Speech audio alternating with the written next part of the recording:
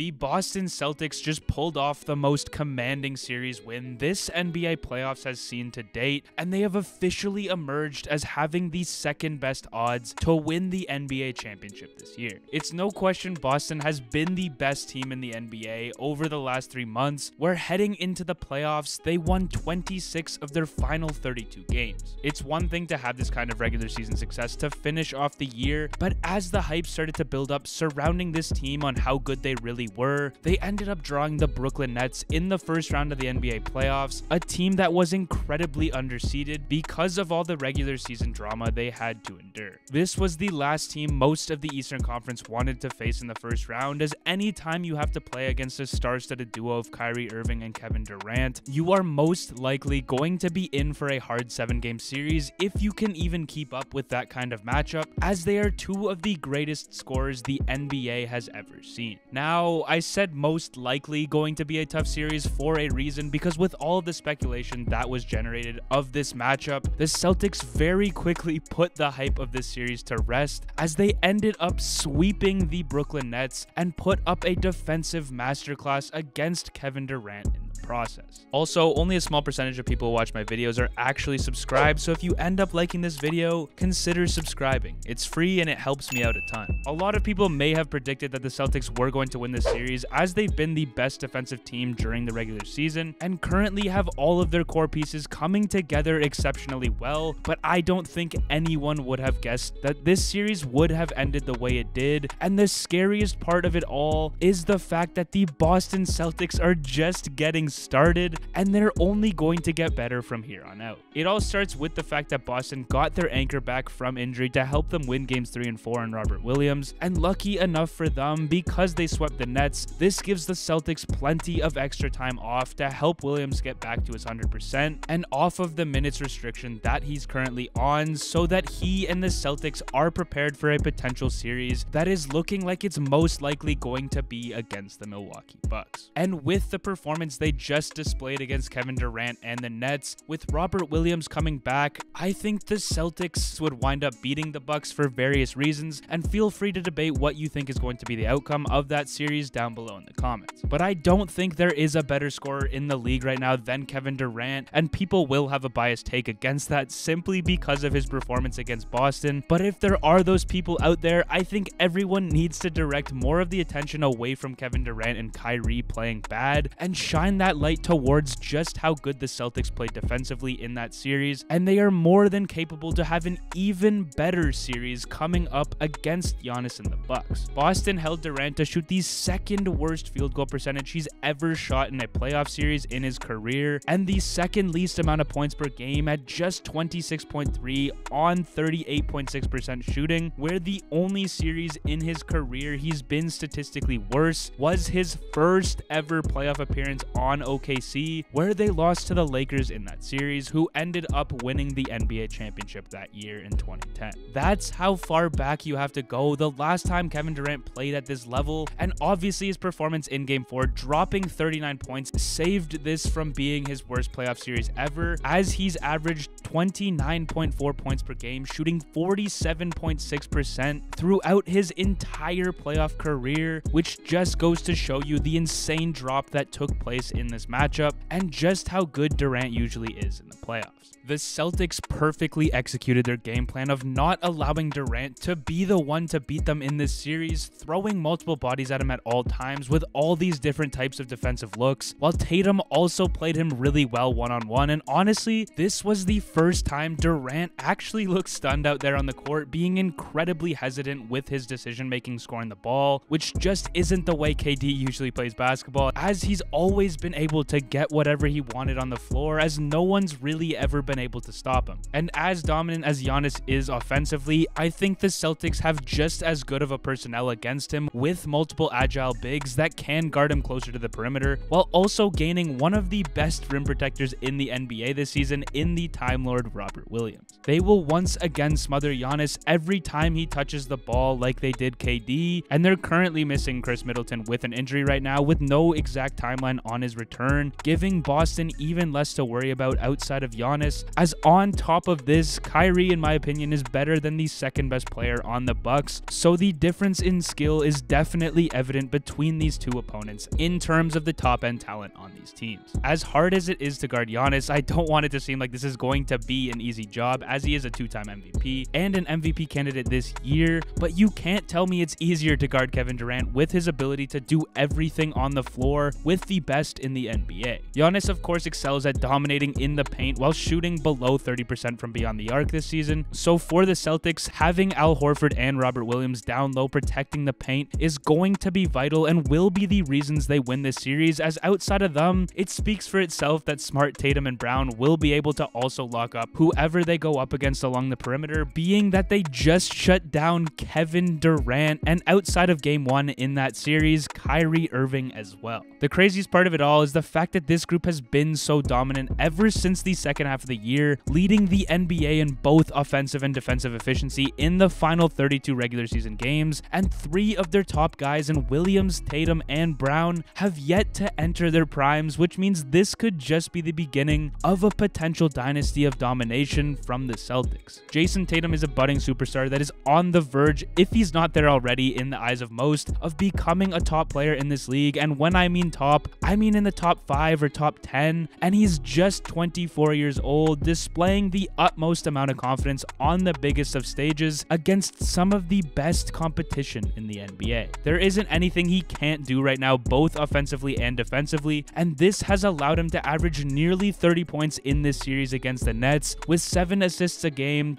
almost 2 steals a game, as he shot over 40% from 3 as well. He outdueled one of the best players in the NBA in this series, and by a wide margin, looking nearly unstoppable on the floor, as he also displayed a very poised level of play for his age and experience that he's only going to take with him for the rest of these playoffs and on, as his confidence has to be at an all-time high. The Boston Celtics have officially become the team to beat in the Eastern Conference and have become my pick to come out of the East this year, as even with the dominance they just displayed, this group still has so much room to grow until they get to their full potentials on the court. Every single piece on this team is clicking, and Ime Udoka is putting together such a strong resume on why he deserves to win Coach of the Year this year, even though the odds don't have him anywhere near the top to win for whatever reason, as his mid-season turnaround with this roster has to be one of the greatest comeback stories the NBA has ever seen, and what would only make things better for this historic Celtics season would be if they wind up winning the NBA championship this year, which they very well could end up doing. They have everything you would want if you were to drop your ideal championship roster built through the draft, with a bona fide superstar in Jason Tatum only getting better and more confident each day, a sidekick to that superstar in Jaylen Brown, the defensive player of the year in Marcus Smart, another defensive player of the year candidate in Robert Williams as the anchor, all the veteran experience in the world in Al Horford, who has excelled thus far in the playoffs, an incredibly underrated coach, and multiple guys off the bench who can fill in and match the intensity and level of play in Daniel Tice, Grant Williams, who shot 50% from 3 in the Nets series at a high clip, Derek White, and Peyton Pritchard, who also played a huge role, shooting 66.7% from the field in that series. And with that being said, let me know down below in the comments who you guys think are going to be the toughest remaining opponents for the Celtics to go up against this playoffs, who can really give them a run for their money. And as the Celtics patiently wait for their opponents in round 2, I hope you all enjoyed this Celtics video, and as always, I hope you all have a great